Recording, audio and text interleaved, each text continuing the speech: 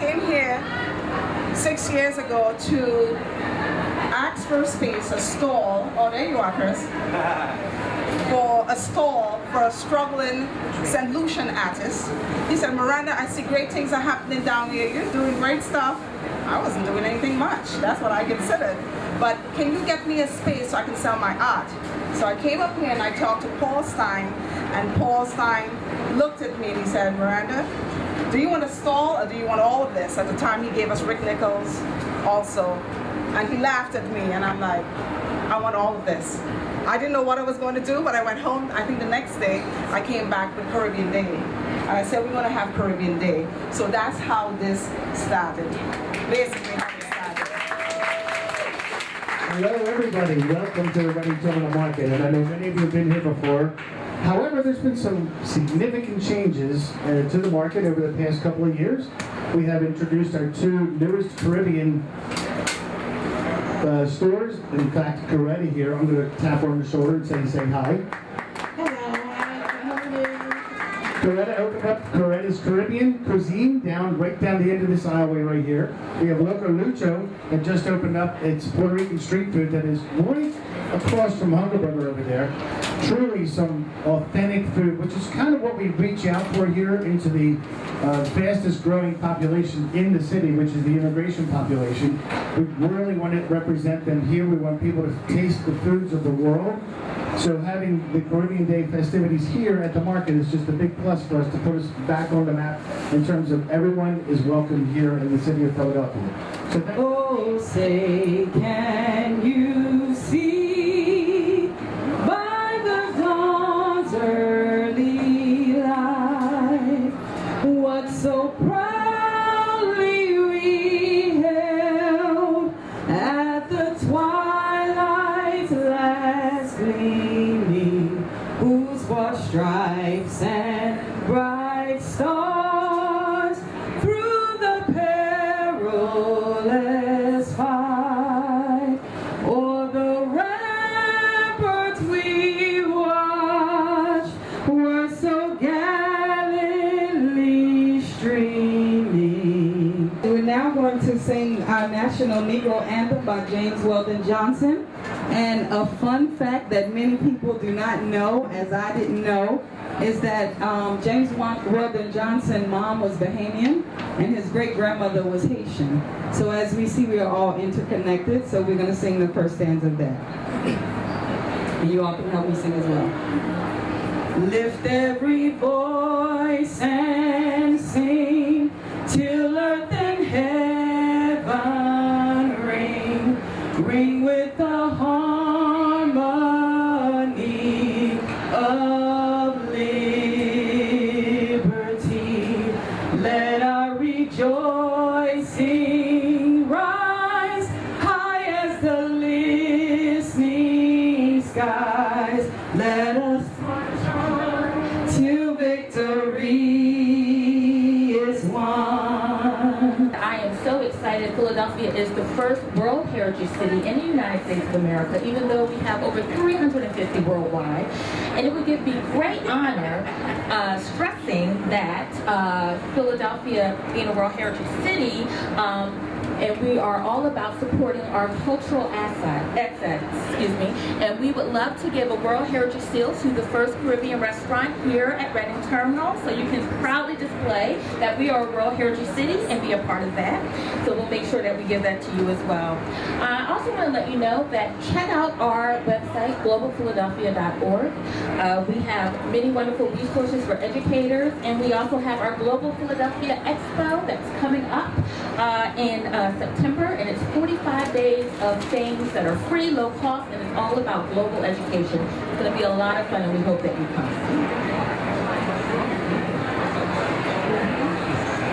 So usually the winners, well actually, let me see. I think Barbados and Trinidad and a couple other Caribbean islands do conch fritters, do a lot of conch fritters, and the batter is pretty much the same. Just that, you know, we use the codfish or whatever fish, and we use cod. You can use shrimp. You can use whatever you want to make fritters. Fritters are not hard to make. Now, if you notice the consistency of the fritters in the pan. Notice with all-purpose flour, it puffs up a bit. I didn't have to use any extra baking powder or anything in it. To give it a nice crisp taste. So you'll know, like I said, you'll know when to flip it. You'll see the edges get a little bit brown. So usually if you get plantains outside, nice and yellow, you can have brown spots, it's fine. I usually cut mine diagonally and then I fry them. Usually, as I'm frying the fritters, I go ahead and put a couple of plantains in the pan. And those will start cooking. But it's exciting, kids love it. And it's a way of getting them, like I said, to eat fish and consume fish, but they don't like it. You know, it's something different in the morning. Or afternoon, you can just do it in the afternoon. It doesn't matter. And your plantains. Very, very good.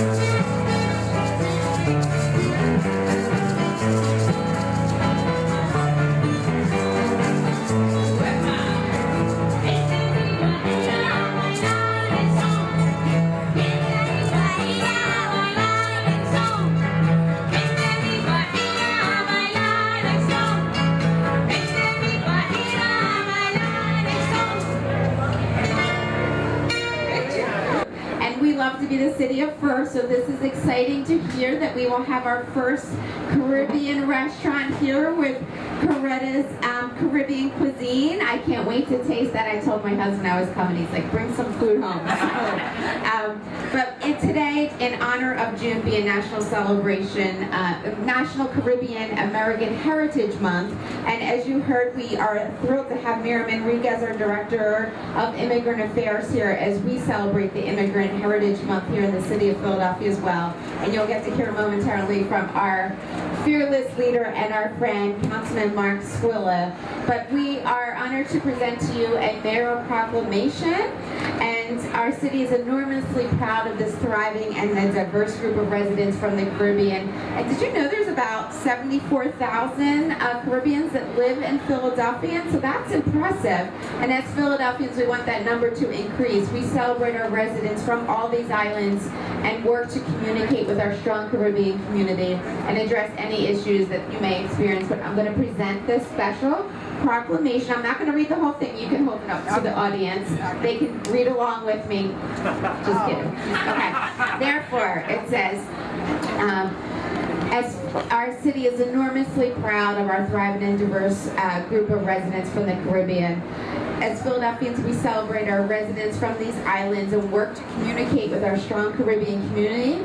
Therefore, I, James F. Kenney, Mayor of the City of Philadelphia, do hereby proclaim that today, Saturday, June 22nd of 2019, to be the 6th annual Caribbean Day in Philadelphia. Yes.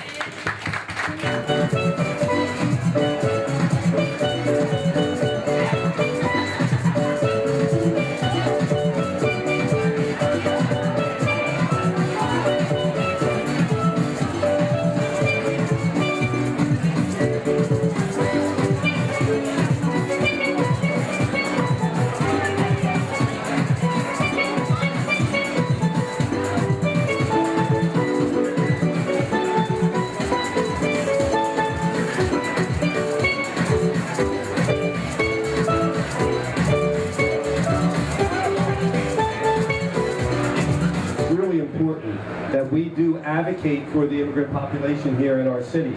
And you know, sometimes people forget Philadelphia and even America is a place of immigrants. People came here from other places, and then once they get here for a while, they don't want anybody else to come. But we have to remember, and always remember, to talk about our history and how our history has affected us today, and where we were then and where we are today. But the population that's coming into this country is making this country a better place. It's making a better place because of the culture. It's making it a better place because what they have to add to our great city and our great country. And if we do not let that happen, as some people would want, we are really doing ourselves a disservice here to continue the growth of our great city and our great country. So this is the Council of the City of Philadelphia is pleased and proud to honor and recognize the month of June as the National Caribbean American Heritage Month and Immigrant Heritage Month. Whereas June is the month to recognize the presence and the contributions of Caribbean immigrant expats and Caribbean Americans born to Caribbean nationals. And whereas the Caribbean community in Philadelphia was established in 2013 and celebrates the 6th annual Caribbean Day at the Reading Terminal Market, one of the America's oldest and largest public markets and National Historic Landmarks building, housed since 1893 in downtown Philadelphia. Whereas the social mission of the Caribbean community in Philadelphia is a positive, reframe the narrative about for the Caribbean people by constructing social change with 4 main objectives: health, education, sports, arts, and culture. They provide immigrant forums, business entrepreneurship, and other community and civic engagement opportunities. They work closely with the city services to provide access to the resources. Therefore, by virtue of this citation, the City Council of Philadelphia is pleased and proud to honor and recognize the month of June, the National Caribbean American Heritage Month and Immigrant Heritage Month. We thank the Caribbean community in our city for their contributions, wish them well in the future endeavors, and extend a sincere respect and admiration of this legislative body. I want to thank Miranda because leaders like her are so important within every single immigrant community. We need people like Miranda to have events like this and to highlight your culture and everything that you contribute to our city. So I want to thank her because she works all year long, not just for Caribbean Day. And Miranda was a huge partner for the Office of Immigrant Affairs as we continue to do our work to make sure that we hear from our immigrant communities. She has helped me personally reach out to our Caribbean communities to hear from the community what's going on and how can we help, how can government help, and that's what the Office of Immigrant Affairs is really here for, is to make sure that we are that voice for our immigrant communities within government. And I'm so proud to live in a city that welcomes all, and that regardless of what is happening in Washington, D.C., regardless of the message and the negative rhetoric that we hear about our immigrants here in our country, here in Philadelphia, everybody is welcome, and we must always do and be better. And that really is the message that the administration, Mayor Kenny, City Council, that we try to amplify. And it's people like Miranda, it's all of you being here today that help us do that. And I'm also happy to say that with your help and the help of many others, both within government and outside of government, the Office of Immigrant Affairs is now a permanent fixture in our municipal landscape. No matter who is mayor, no matter who's in this position, there will always be a voice for our immigrants from now until the end of time here in Philadelphia. Like Councilman Squilla said, like Sheila and Gigi said, you know, be proud to live in this city. We are so happy that so many immigrant communities call this city home. And you do not need to leave your culture behind to be a Philadelphian. In fact, that is what makes Philadelphia so great, that we can bring these cultures in here, into our city, and make them part of the Philadelphia experience. And this is a great example of that. So thank you so much. Thank you. Okay. So I'll say a little bit about who I am. My father is a Trinidadian immigrant who's lived in Philadelphia for around 45 years or so. He actually goes down in Trinidad's history as the first person to win an Olympic medal for Trinidad as an independent celebration in 1964. He was a track and field runner. His name is Edmund Roberts, and he has some friends here actually who I got to meet today. But I work at Haverford College. I manage our international programs for the Center for Peace and Global Citizenship. And as part of my role, I've had the opportunity to create programs for undergraduate students from Haverford and Bryn Mawr colleges in Trinidad and Tobago. So I have students who go there for the summer to learn about environmental sustainability issues that affect the region. And I also take groups of students to Trinidad on a yearly basis I teach them about the culture, to break stereotypes about what the Caribbean is and to see it as a culture and not just a tourist destination. And we also teach them about environmental studies and sustainability issues in the region. So what Miranda was referring to was my graduate research. I finished graduate school last year with a master's in intercultural relations. Thank you. So that's the study of how people from different cultures interact with each other. And my thesis research was called Trini to the Bone, which is a famous Trinidadian song, which Trinidadians will know. And it was about the impact of migration on the cultural identities of Trinidadian immigrants in Philadelphia. Miranda was one of the people who participated in it. So really it was to give voice to Trinidadian immigrants about their experiences of how they acculturate and adapt in a new cultural environment in a new country. There's been a lot of research on this by academics, but very little on people from the Caribbean region, and even less on people from Trinidad and Tobago. So focused on that, we spoke about racial identity, ethnic identity, national identity, and class. That was the main focus of what I thought was most relevant to people's experiences when they shift to a different culture. And what came through is that racial identity was what people wanted to talk about the most. They spoke about 3 things that impacted their racial identity upon acculturating here. Their experience with racial discrimination was one, that their host country doesn't have the racial and ethnic categories that they do in their own home country, and that they're perceived differently at home than they are here. So I'm happy to share. She said it should be a book. You can actually Google it and find it for free. Yeah. And if you want to give me your email address, I'll send it to you.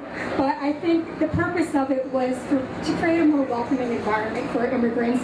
And since it focuses specifically on people in Philadelphia, it would be good for. I'm happy to share it with people from the immigrant office as well. This kind of commemoration is absolutely required in the light of the history of the Caribbean contribution to America, and in the light of the relations between our 2 regions. As we know, Caribbean people have made sterling contributions to whole communities. They've transformed the whole communities sometimes. They have transformed sectors, including education, sports, entertainment, and this is something that we want to continue. If you're here from the diaspora, I can tell you that we are absolutely committed. I can speak for the Trinidad and Tobago Consulate. We are absolutely committed to collaborating with you, and I am open to any initiative that you think can make a difference in the lives of humanity in the Caribbean or even here in the United States.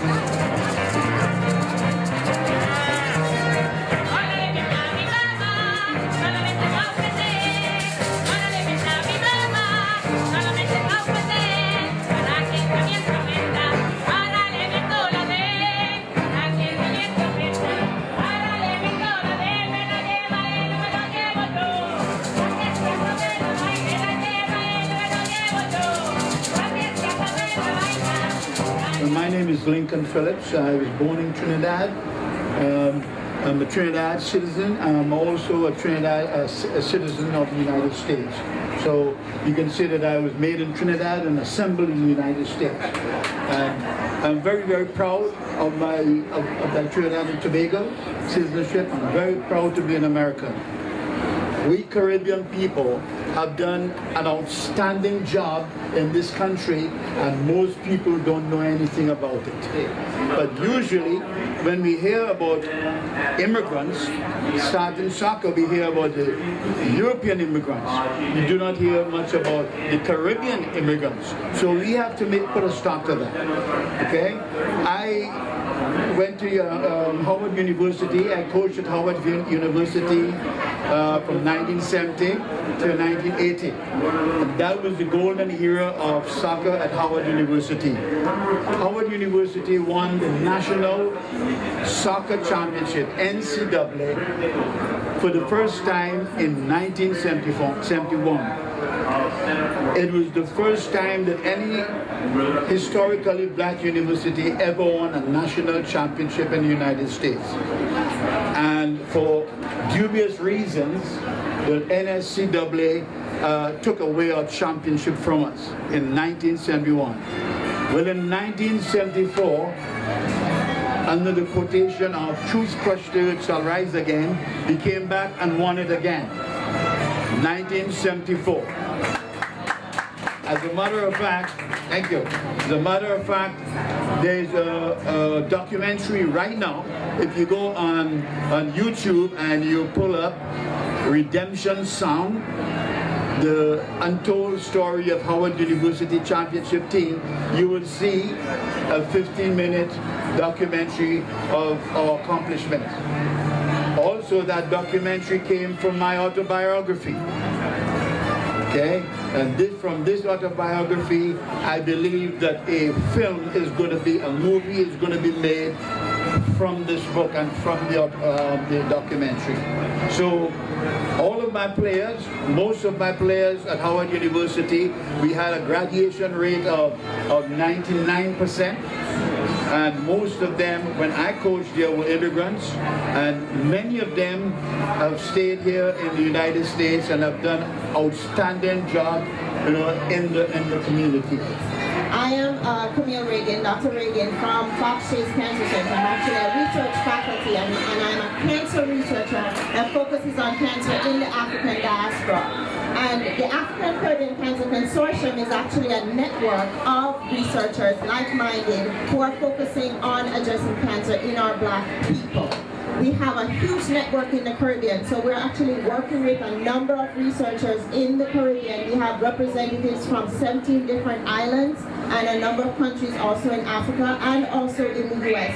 And we're all working together to address cancer. I guess the only thing I want to point out is one of the things that we've done so far is for the first time, we actually established a Caribbean Regional Center for Research Excellence that's based in Jamaica and also in multiple sites, one in the Bahamas, one in Grenada, and the other in Barbados. And we're planning to spread out across the region so that we can really truly work together as a team through research to address the health of our people.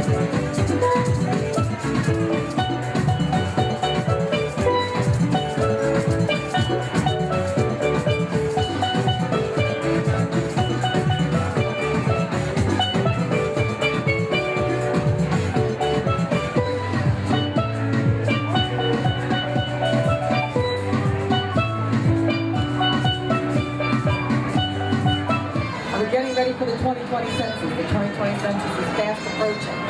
The census is going to be extremely important. It has to do with distribution of funding for your community. It's safe. All the information is held confidential. We don't disclose any personally identifiable information. That's going to be easy. It'll take just a few minutes. We're also hiring as well. So I have a lot of great information. You can go onto our website, 2020census.gov/jobs. Pay ranges anywhere in Philadelphia from $21 an hour up to about $30 an hour. So the census is important. We want to make sure everyone is counted. We want to work and partner with all communities, the Caribbean community and all communities. So we're here. We want to make sure that we partner with everyone. So if there's any events coming up, please feel free to let us know. We're willing to attend any events, and again, we are hiring. So thank you so much. Hello everyone. Hello. I'm George Hanson. I'm from Manchester, Jamaica. I'm the attorney for Benny the Jewish Bulldog. Sinekin, arguably the most exciting fighter on the planet. He's Mike Tyson, Sugar Ray Leonard, and Joe Frazier rolled into one. He's a super middleweight. He's 4-0, 2 knockouts. This kid is going to be a world champion, and we believe he's going to bring a world championship back to St. Vincent and the Grenadines. I mean, he's excited. And the best thing that boxing has taught me is a routine and never give up. And whatever I want to put my mind to, I can possibly do it. And I'm doing it right now. And I love the sport. And it keeps me out of trouble. I started boxing when I was 14. And I easily could have been in the streets doing dumb stuff. But my pop took me into the gym and he kept me focused. And look at me now, I work for the post office, I'm boxing, I'm professional, I'm living my dream. So that's the best thing ever. Welcome. My name is Luis and this is Andres. We are from Los Relucho Latino Kitchen. We are the first Latino-owned stand in the Reading Terminal in 125 years. So we're very proud to represent all of us in the Caribbean in this magnificent place. Today we are going to make a famous Puerto Rican dish called mofongo. If you've ever been to Puerto Rico, that is probably the most famous dish that everybody likes to and request from us here. We do that special. We don't have it every day because we want to make it kind of unique as we go along. I also want to point out, I love that music, which is coming right from my island, Puerto Rico, over there. So, anyhow, thank you. Along with the mofongo, we're doing it today with a garlic criollo sauce. Right now, he's reaching out for another ingredient that is dear to our hearts: pork rinds. And we get that from the pernil. So we make them on the mornings to make the chili sandwiches. Cut off the skin, the fat. Okay, it's real crispy. So we cut it up and then he's mashing it in el pilón to make the mofongo. As you can see how hot it is, it's still steaming coming from the grill. He's adding some of the garlic sauce. This garlic sauce that we prepared to use with the tostones. Tostones is the exact same thing that we use it right now. The plantains, it's just fried longer. Okay, so it gets harder and crispy. When we do the mofongo, we do not want the plantain to get crispy. We want it to be sort of soft so we can mash it. Alright, just lower that heat a little bit. It's still nice and boiling. I'm trying to get it down now. And Chef Andres is hard working there, making it all mashed up. So now this is the trick. This is how you see how all these great presentations come out. It's really not rocket science. It's just sometimes people just get creative. All the shapes are created by a ball. When you see on the rice that looks like a nice little ball, it's just basically a little ball that is done with rice. This one we use the smaller pilón to make it into the shape of what people know as a mofongo, and there it is. Okay.